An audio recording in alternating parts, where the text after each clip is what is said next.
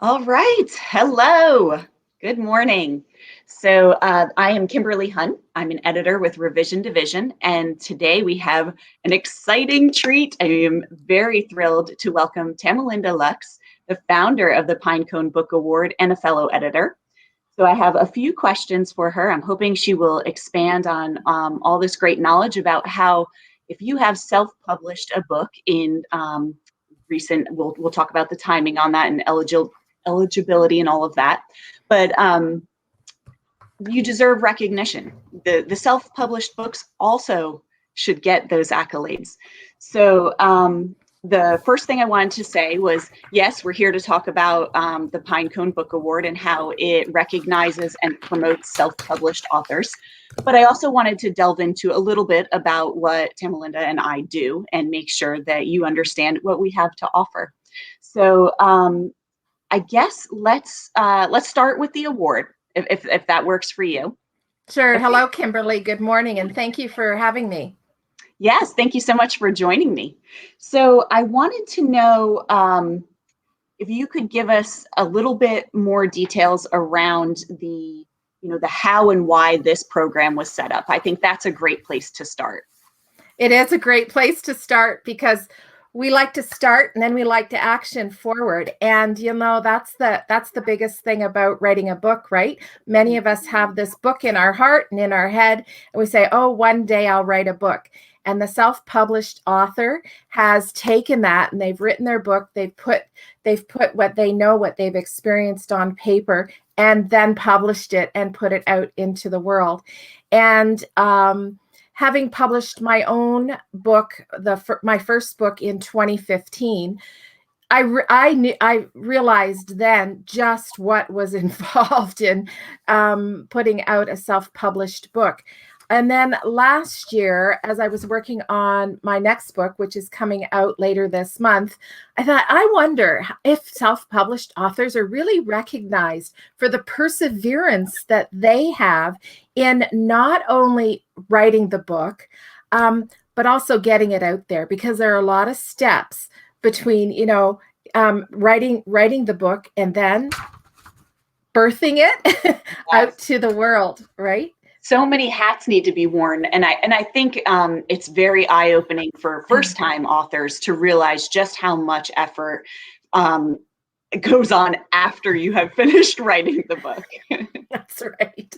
So really, we're recognizing the endurance of the self-published author, the resilience of the self-published author, and it's really akin to running a marathon, and there are books out there on having grit. I think we've got some grit when we're a self-published author. We've got to have grit in order to get through this. That is for sure. So what are the benefits that an author recognized by the Pinecone program can expect? Right. So right now, the award offers 3 levels of award. And the first, so you want to know about the real tangible benefits or the feel-good benefits? Because I don't know, the feel-good benefits seem to be so simple to me. Is you feel good, you got an award, you got recognized. Yeah, I mean, putting a sticker on your book, that's right. Something. That's not something right. to just scoff at. But yeah, I think both would be good to understand. For me, I get a little lazy when it comes to, but I have to go through all these steps. This is a very real world example, but refinancing a mortgage, yes, it makes sense. We want a lower rate. It would be great if, you can shorten the term or whatever the reason is for looking into it. But then when I have to go through all the providing the documentation and filling out the forms, I'm like, so why? What's the benefit for going through the application process for the award? Well, the benefit really is the recognition and the added credibility to say, hey, somebody else recognized the work that I put into this book. Now, I've been managing an award process for a nonprofit organization for over 15 years prior to this. And so I took what I learned from that, and my goal as the founder of the award was to make the application process as simple as possible. Nice. So I don't think are as many hoops to jump through as there could be in terms of applying for an application, because really, what do we want to do? We want to keep writing. Yeah. We don't necessarily want to be spending all of our time, jumping through hoops to apply for award. But there is a process. There are some steps. So some of the more tangible benefits of receiving a book recognition or award from Pinecone Book Award, and you can find that at pineconebookaward.com, is that, the author recognition level is for those self-published authors who are publishing their very first book. And with that, they receive a recognition seal digitally and a certificate digitally. And then the author's photo with their book is published on our website, which is pineconebookaward.com. Then we have the second level, which is for recipients of the book award. And this is when your book has been published and reviewed. So we are looking for 5-star reviews to be supported. Send us the copy from, I guess Amazon is really right where we're getting those reviews, although Goodreads as well, and some other places. So in addition to the award seal and certificate and your photo with your book on our website, you're also receiving an author spotlight article, because you've made it to the next level. So you've done a little bit more work on getting those reviews and getting those blurbs and testimonials from other authors. And then the third level is called the author. Wow, there's a word I am having difficulty with this morning. Authorpreneur Award. And this is after you've published your third book. So in addition to the previous benefits, you are also having an author spotlight interview. So with me, and then all of them include announcements and online listings on our website for 1 year, a lifetime listing in the Dreamed Big, Wrote and Published series on our website. We will help with some ideas for marketing opportunities. Excellent. And then opportunity to purchase some pre-printed official seals to use on your website, your marketing materials, and book reprints. But all of the levels receive the digital seal and the digital certificate. So once you receive that seal, you can go back to your cover designer and ask them to place the seal on your book. So the next time, it's because we're print on demand, typically as self-published authors, you can have that in your cover design. Fantastic. So if I understood it correctly, for who is eligible, you have self-published. Is the first tier that you have the 5 reviews, or not even at the first tier? That's not even the first. Yeah. Let's just get you self-published. Let's recognize the fact that you got your book out there and it's out in the world, and we will have book recognition for that. It's the second level that's where the reviews are needed then.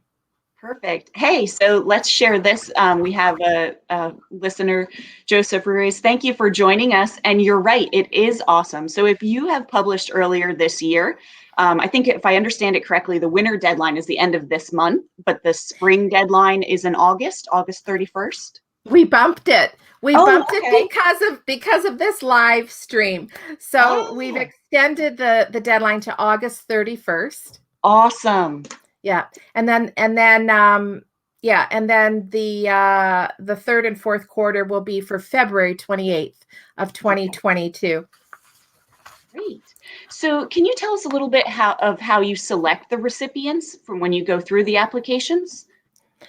Yeah. So we want to include, we don't want to exclude self-published authors. So we do have a committee, and 2 of our committee members will review the application. When you are submitting your application, you are required to submit 2 hard copies of your book, and all the details about how to get them to us are on the application form. So the committee members actually will look at the book and the application process, and then we also do the check to ensure that the reviews are legitimate and that it is a self-published book. That's how we do it. Yeah, that's awesome.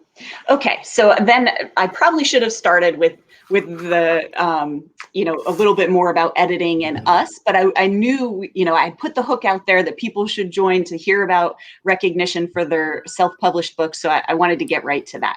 But I do want to take a minute and ask more about you personally as a fellow editor. I'm sure you are aware that we come in all varieties as far as genre and the stage of editing, that some work with story structure and some work in like the copy editing world of more of the spelling and punctuation and grammar. So not everybody is fully aware of all the different types of editors. Would you mind telling us a little bit more about your field of expertise? Thank you for asking. Yeah, I love editing. And somebody asked me the other day, what do I do when I'm not editing? And I thought, Yes. do I ever not edit? My family would say the same. She doesn't not. Right. So I am an author and editor, and I'm also a hypnotherapist, certified hypnotherapist. And I connect people with their inner strengths and resources to break free from whatever is holding them back so that they can move forward in life in a healthy way. And, I like to say from the hypnotherapist perspective with my hat on, your voice matters. And then when I put my editor's hat on, it's the same. Your voice matters. So I work from a copy editing perspective. I have done a little bit of developmental editing. And I love the brainstorming and the creative part of that, working with an author in the beginning to really plan out what their book is. But I am working in nonfiction. So the majority of the work that I see comes from therapists and counselors and PhD level therapists and also other hypnotherapists. And so I can bring my experience and training into that editing from the hypnotherapy world and the psychology world into what it is I'm editing. Makes sense. Yeah. Yeah. Yeah, very cool. So if I may just tag on to the end of that and let people know what I do, I think we have a great collaboration because while you focus on nonfiction, I am working on fiction. And specifically, I have done many genres, especially because I try to balance my independent author work as well as some small publishers. So I will get a variety of genres from the publishers, but when I am choosing very selectively who to work with, I really do lean towards romance and women's fiction. And so I think the developmental piece is also a passion of mine. I love working on, the plot and the pace and the characterization. But I also love to balance my day with some copy editing projects because you use a different part of your brain. So, sometimes I can't think through any more of the problems of a story. And it's just nice to be like, no, the comma doesn't go there. This is how we spell this. So it's really great to be able to kind of exercise both sides of my brain. That's right. That's right. I think editing is multifaceted because, like you said, we're using the different parts of the brain. And speaking of using the different parts of the brain, this is an area where, as a hypnotherapist, I'm able to help authors as well, authors who are stuck, whether they're dealing with imposter syndrome. Oh, yeah. Right. Huge. So by booking a session for hypnosis with me, we can work on overcoming, setting aside that imposter syndrome and moving into greater self-confidence and moving forward with that. And also another area, now I'm married to an artist. And sometimes there with artists, well, and writers are artists as well, right? Is that we can get stuck in the muck, and sometimes that stuckness becomes paralyzing, and we don't know where to even shift next. And again, hypnosis, a hypnosis session or two can really help unstuck someone and free you up and tap into that creative inner resource again. Yeah. So I am not nearly as experienced in that world as you, but I can relate with a little bit of the writing coaching that I do. And again, I don't do a lot of it, but I've been fortunate to help a few people get unstuck in as far as I've been churning on the same manuscript for years. And I'm very proud with a few of my clients to have helped them achieve the next level. And so I did want to mention I have three people I want to call out that they should definitely look into this Pinecone Book Award. So D.W. Plato wrote The Dragon from Guangzhou, which is a phenomenal book. So, so good. And I think she may have already reached out. Melody Saleh also. So she had written some women's fiction. This year, I think she switched to thriller, and she is just that page-turning thriller. It suits her for her talents with pace. And then the third one is actually what made me think of it was our talk about breaking through. Rebecca Miller has written a book called Touch that is just beautiful. And I think I just released a video of me unboxing and oohing and ahhing over it because it's gorgeous. And so these are three authors I wanted to make sure I mentioned. And then actually there was a question from some of our commenters. If a person is self-published their first book 3 years ago, but only has 2 reviews, could they still apply for the first level award? Is there a time frame that is limiting that? Yeah, so the award was started in 2020, and the application for anything in 2020 has closed. Okay. So we are not accepting awards now prior to this year. Okay. Good to know. If you know what, I send me an email and proposition us. Let us know if it was prior to 2021. Proposition and let us know why we should maybe consider some previous year's works. I don't know how that would work because the award was only established last year, but I'm always open to the discussion. That's the wonderful thing. Yeah, very nice. Great.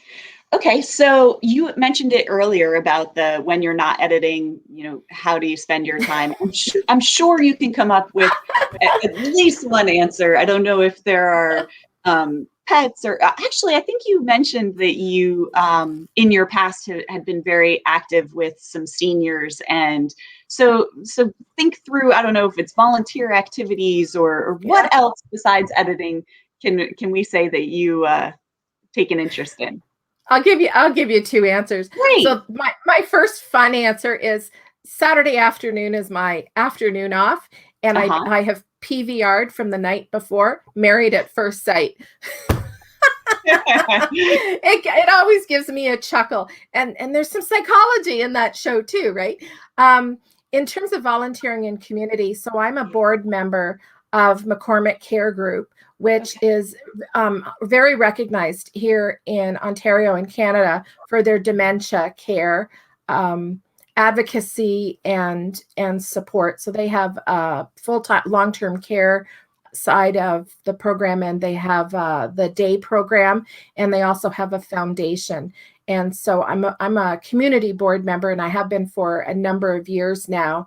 And that is really important to me, our seniors. Now, my grandparents are all deceased. It hurts my heart so much, especially now with the pandemic, with what's going on with isolation, and then the quality of care. And the quality committee is what I'm on the board. And so quality of care of our seniors, it's my other passion. So yeah, that is what I'm reading and doing it in that area as well. Wonderful. And I have a husband who's an artist who needs some hand holding and some feeding and watering every now and then. So today is baking day as well. Banana bread and a healthy oatmeal banana cookie. What do you do when you're not editing? Oh, that's a great question. So I used to be an avid runner. I'm going to have to change my profile because I've been a slacker this year. But Yeah, now that my kids are starting to get a little bit more independent, leaving that baby stage. We've started hiking and biking with them and just trying to be more, outside. It's just, I sit so much all day long, Yeah. and then I'll move and sit somewhere else. Like if I'm not physically editing on the computer, I'm reading and sitting somewhere else. Right. So the getting up and moving has been something I enjoy. And especially if you're doing it with others, like I'll walk with my neighbors and my friends, and Nice. it passes the time so much faster. And when I was running, it was also great to join with other runners, and kind of the miles would slip by. Yeah. And do you find you're like going through those books in your head Oh, sometimes yes. as you're running or walking? Yeah. Yeah. So many times I would puzzle through and be like, oh, this is what I can suggest. This will help us. Especially when you're trying to make sure that you're tying in, like, hey, we need to foreshadow something, or we can't, it can't just conveniently wrap up. Like, we need to build to this. And so, puzzling through some of those things, definitely, I don't know what kind of endorphins are happening while you're running, but it definitely gets the brain moving, and helps come up with some solutions. It really does. Yeah. I think for me too, I mean, we've been sitting out all year now. So we're in Canada, so we get minus Celsius weather here, but with COVID, like we made it more of an outdoor room around our outdoor fireplace. So we were able to sit out during the winter with our fireplace and our patio heater, and at least have my mom over for tea on Sundays, like from a distance still. Right. But just getting outside and seeing a different, well, there are no walls outside, but a different four walls, to see no walls for a bit, Right. and just experience something completely different really helps me in the editing process with my clients. And it's amazing how, you can take a look over here, and it's interesting because my wall over here has my calendar, but it also has a picture of a hummingbird from a colleague who's also an author, a hummingbird going after I don't know what kind of pink flower that is up there, but it's those moments outside that can tweak a whole new idea for a client. It's fantastic that you mentioned hummingbirds, because that I won't do any spoilers, but if anybody picks up Rebecca Miller's book Touch, that plays in that, there's a very significant role there, and it's beautiful. So that was a very nice tie-in. And I didn't even know. And I am looking forward to seeing those 3 applications. Great. PineConeBookAward.com. Easy to find us. Let me put that back up there for people. Yeah. Here we go. Thank you. Good. Yeah, sure. So how can authors find you? You said, that maybe someone should email you, or is it through PineBookAward.com is the best way to get in touch? Okay. Yeah, so PineConeBookAward.com or info@PineConeBookAward.com. And then you can find me on social media with my name, Tamalinda Lux. And then that's on most everything, TamalindaLux.com. Pinecone Book Award will be coming out on Instagram soon. I think I have it, but I haven't. I've been mostly promoting it through my name. And then, just look for, I'm the only Tamalinda in the world.